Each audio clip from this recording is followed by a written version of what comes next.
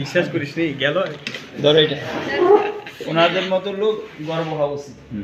সৈয়দ আবুল হোসেন ওনার যেই কটা প্রতিষ্ঠান ওইখানে এবং এক একটা কলেজ তুমি প্রাথমিক অবস্থায় দেখে বলবা যে কি করে স্ট্যান্ডার্ড সলিউশন এটা ভিতরে দিলাম। এখন উনি কত হয়েছে মান 1.33 আমাদেরকে দাও 1.33 দাও ওদের হাতে দাও আঙ্কেল।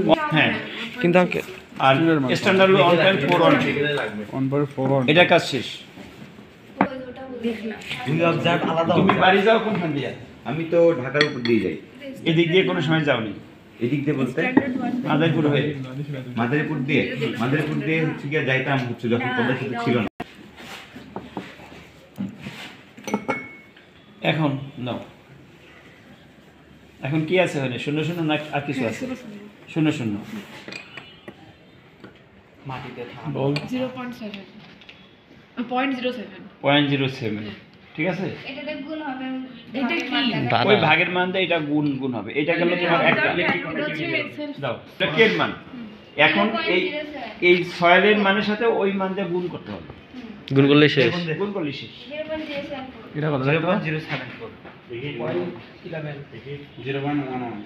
0.11 দুইটার মধ্যে ডিফারেন্স হলো এই 0.10 দুইটা ডিফারেন্স একটু হ্যাঁ একটা 7 আছে একটা 11 বলো।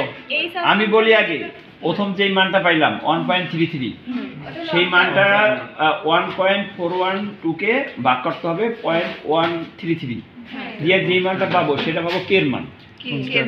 এখন ইসি সমান এই সয়েল স্ট্রাকচারের মান কিন্তু কে কের মান ওই যেটা পাইবা আর এখন যেটা পাইলা 0.33 0.11 বা এই দুইটার মান দুইটা একটা মান বের করলে হয়ে যাবে। এটা তো করছি না পটাশিয়াম অবজার্ভ এটা কি অবজার্ভ নাকি?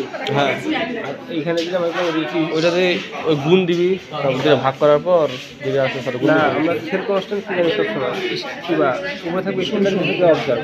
হ্যাঁ স্ট্যান্ডার্ড মানটা উপরে থাকবে আর নিচে থাকবে অবজার্ভ মানটা। অবজার্ভ মান হইছে এটা এটাই হ্যাঁ এটার মান না বে এটার মান।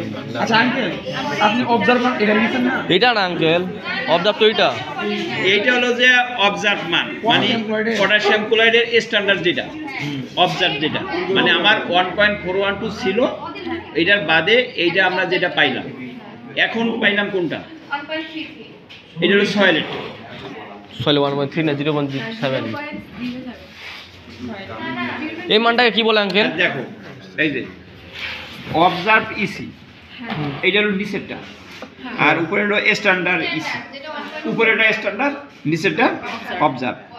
সেল কনস্ট্যান্ট সমান মানে ইসি সমান অবজার্ভ কোনটা? এটা এখন সয়েলেরটা এখন অবজার্ভ দুইটা বের করতে হবে। অবজার্ভ দুইটা বের করতে হবে তাহলে। এটা এটার বেলা হইছে সেল কনস্ট্যান্ট বের করব আর এটার বেলা বের করব ইলেকট্রিক্যাল কন্ডাক্টিভিটি। বুঝছিস?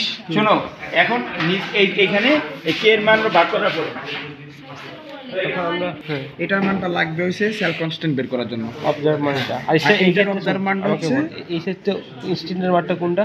স্ট্যান্ডার্ড মানটা দেওয়া থাকবে তো স্ট্যান্ডার্ড মান দেওয়াই তো এটা দেওয়া আছে 25 ডিগ্রি সেলসিয়াস দেওয়া থাকবে। দেওয়া আছে দেওয়া আছে বের করলে 1 পয়েন্ট কত না 33 ডাবল সমস্যা নেই। এখন এটা তো সেল কনস্ট্যান্ট বেরিয়ে গেছে কিন্তু সেল কনস্ট্যান্ট আমাদের অন্য কাজে লাগতেছে ইলেকট্রিক্যাল কন্ডাক্টিভিটিতে। আবার ইলেকট্রিক্যাল কন্ডাক্টিভিটিতে সয়েলের যে একটা মান আছে না এটা কাজে লাগবে অবজার্ভ মানটা। এখানে সয়েলের মানটা আর এই যে এখানে সেল কনস্ট্যান্টের মান গুণ দিলে ইলেকট্রিক্যাল কন্ডাক্টিভিটি মানে এটা ভাগ করার পর যেটা আসবে সেটা দিয়ে এটা গুণ দিতে হবে।